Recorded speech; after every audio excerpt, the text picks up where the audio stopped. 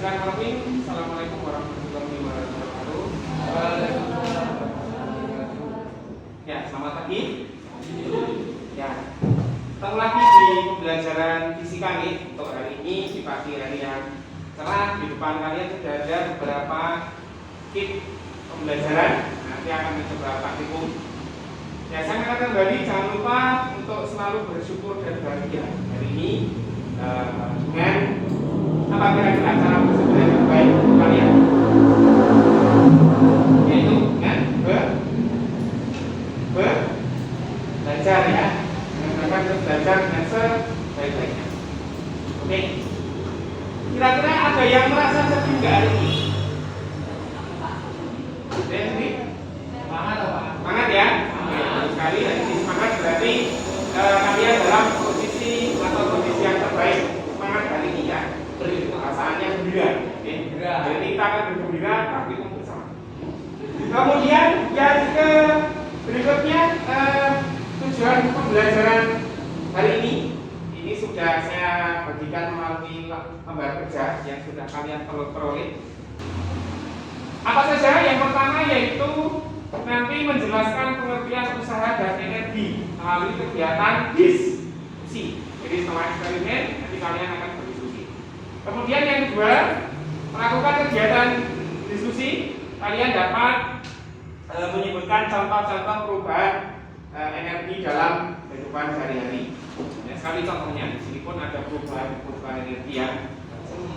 Lalu yang ketiga, yaitu nanti melalui eksperimen, ya, grafiknya, kalian nanti dapat menentukan hubungan usaha dengan energi. Apa itu usaha? Apa itu energi? Hubungannya bagaimana? Kemudian yang keempat, nanti melalui kegiatan eksperimen ada beberapa permasalahan, ada soal di situ yang mungkin harus didiskusikan bersama. Kalian dapat menyelesaikan masalah berat kaitannya dengan usaha dan energi. Lalu yang kelima, menyajikan hasil karya. Kemudian untuk dari hasil karya itu nanti silakan kalian boleh memilih bebas. Akan bentuknya video boleh, bentuknya PDF boleh, bentuknya berupa laporan juga. Dan sekarang untuk masuk ke kegiatan tadi di awal ya ada video di lembar kerja kalian pun juga sudah ada linknya.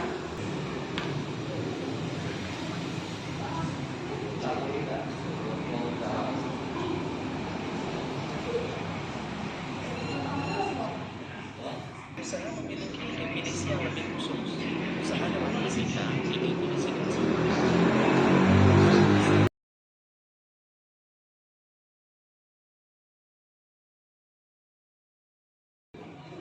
Baik, ya selesai nih. Nah sekarang silakan untuk kegiatan awal di lembar kerja kalian dengan temannya bisa diisi terlebih dahulu sebelum kita masuk ke praktikum pengambilan. Kalian boleh menggunakan HP, internet, buku dari berbagai sumber untuk mengerjakan ini bersama.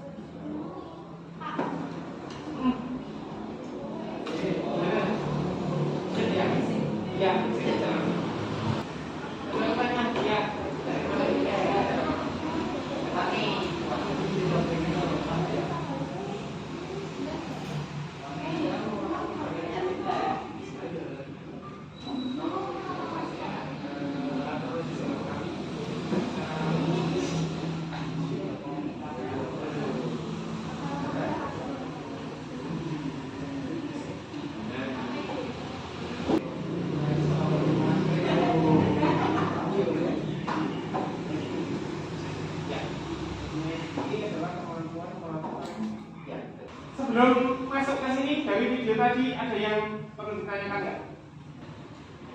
Apa namanya? Apa?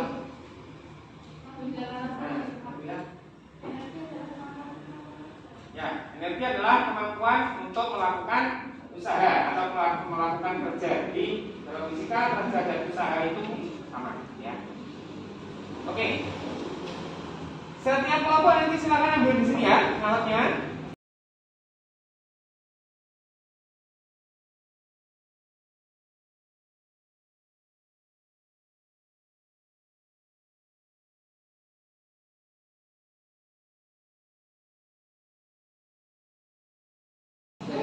Ya.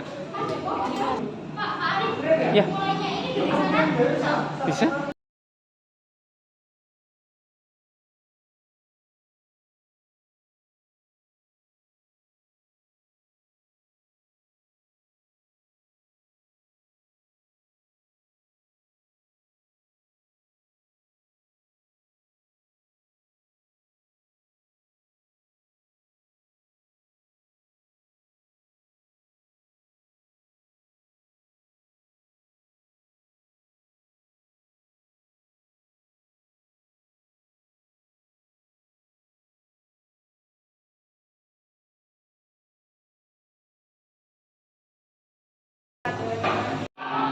Ya, silakan ada yang tanyakan.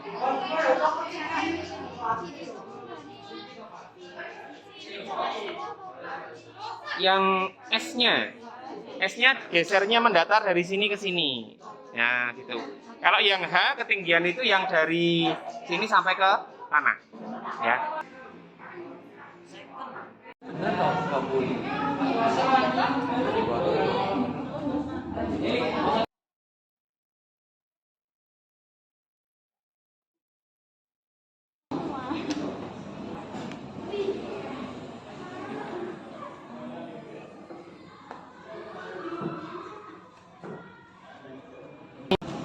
Assalamualaikum warahmatullahi wabarakatuh. Waalaikumsalam warahmatullahi wabarakatuh.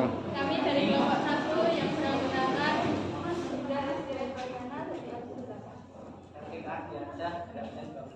Nabila Larasati dari absen 18, Tiara Nintaya Tamuti dari absen 24. Berikutnya adalah awal. 1. Jelaskan apakah yang dimaksud dengan usaha dan energi. Usaha yang dilakukan oleh gaya konstan didefinisikan sebagai hasil kali antara gaya dengan besar perpindahan yang dihasilkan. Energi adalah kemampuan untuk melakukan kerja. 2. Tuliskan persamaan atau perbedaan yang dilakukan pada kerja. W sama dengan F kali S, di mana W adalah usaha yang memiliki satuan berupa joule. F adalah gaya yang dimana memiliki satuan N, dan S adalah perpindahan mana yang memiliki satuan berupa meter. Kami dari kelompok 2 yang memberikan tanggapan sebagai kelompok kami sangat setuju dengan tanggapan kalian.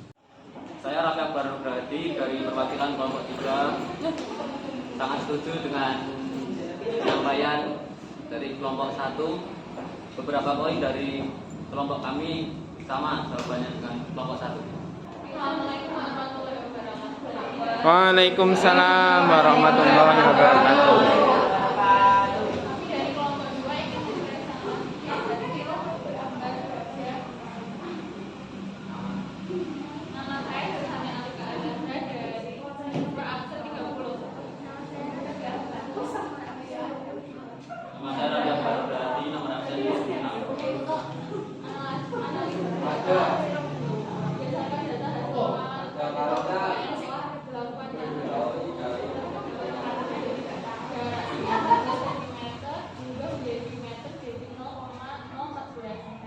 Ya. Masa baloknya 60 gram juga menjadi kilogram jadi 0,05 kilogram.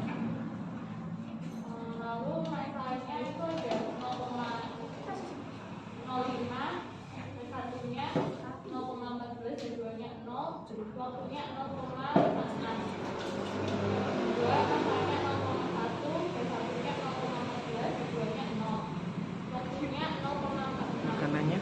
Yang ketiga masanya 0,15, satunya 0,14, duanya 0, waktunya 0,38. Yang kedua, tentukan perubahan energi potensial maksimal disebutkan dalam pengisian berikut ini. B satunya 0,05 dikali 10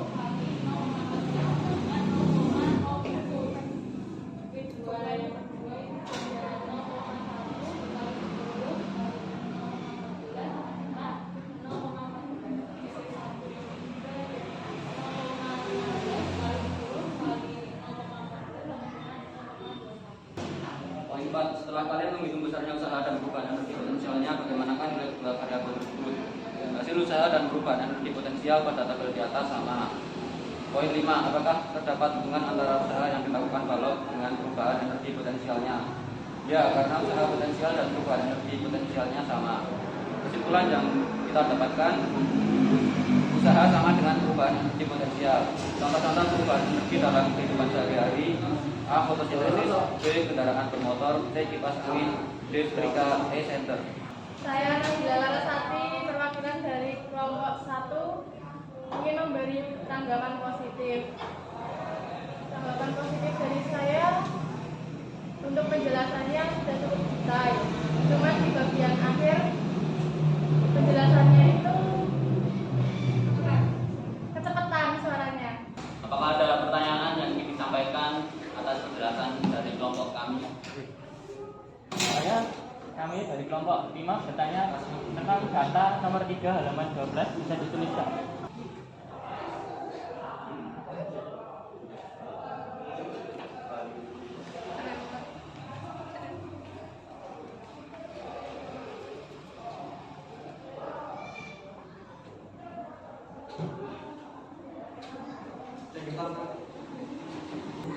Berikut data dari kelompok kami. Apakah sudah sama? Ya. Gimana kelompok anu sudah ya? Oke, terima kasih. Yang dari kelompoknya sih.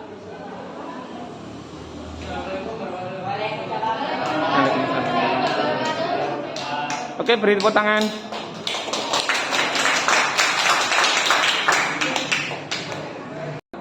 Nah, kita masuk ke kesimpulan ya. Kesimpulannya adalah jawaban dari pertanyaan atau tujuan yang sudah ada kita sampaikan di awal ya. Yaitu yang pertama tadi tentang pengertian usaha dan energi. Siapa yang mau menyampaikan pengertian usaha dan energi? Usaha adalah usaha yang dilakukan oleh gaya yang didefinisikan sebagai hasil kawin antara gaya dengan usaha Lalu energi? energi adalah kemampuan untuk melakukan kerja. Ya, kemampuan melakukan kerja. Terus sekali berikutnya tujuan yang kedua tadi adalah menyebutkan contoh perubahan energi dari kelompok yang lain. Contohnya apa? Nih. Nah, mengubah energi listrik menjadi ya, terus di proyektor. Mengubah energi listrik menjadi ya. Ini ya, jadi banyak sekali perubahan energi yang terjadi. Seperti tadi, salah satunya adalah percobaan yang kamu lakukan, yaitu perubahan energi apa tadi? Bergerak ke bawah? Gravitasi. Karena gravitasi, maka energinya adalah energi potensi. Ya, berubah menjadi energi berat. Ya. Oke, berikutnya hubungan usaha dan energi. Bagaimana tadi hasil hubungan antara usaha dan energi seperti yang ditunjukkan dengan angka itu tadi, bahwa usaha yang dilakukan itu adalah sama dengan perubahan energi potensial. Ya. Pada kegiatan pembelajaran hari ini, menurut kalian apa yang menarik? Dapat ilmu baru, betul. Terus apa lagi? Kuisnya seru. Oke, apa lagi? Pelajaran jadi gampang nyantol ke otak. Oke, pelajaran jadi lebih gampang nyantol ke otak. Dengan metode apa tadi? Oke, jadi itu yang sudah baik ya. Oke, manfaat apa yang dapat kalian pelajari setelah mempelajari tentang usaha dan energi? Tahu rumusnya apa? Paham? Oke. Penggunaan rumus apa? Usaha dan energi. Sekali. Terus berikutnya yang ketiga, kira-kira dalam melakukan kegiatan pembelajaran hari ini kesulitan apa yang kamu temukan?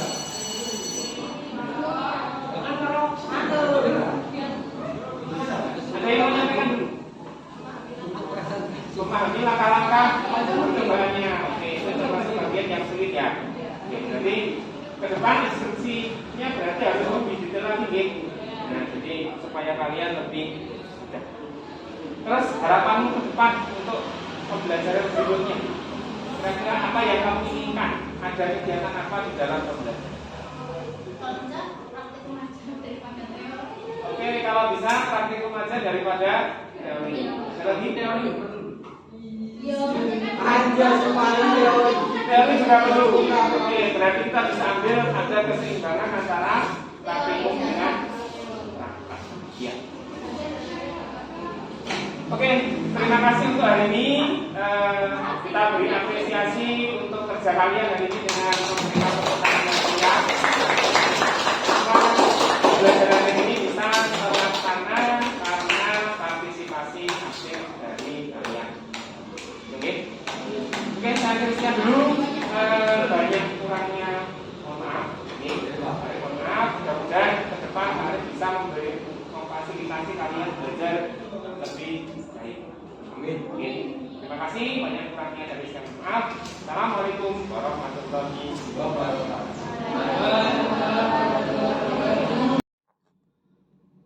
Assalamualaikum warahmatullahi wabarakatuh.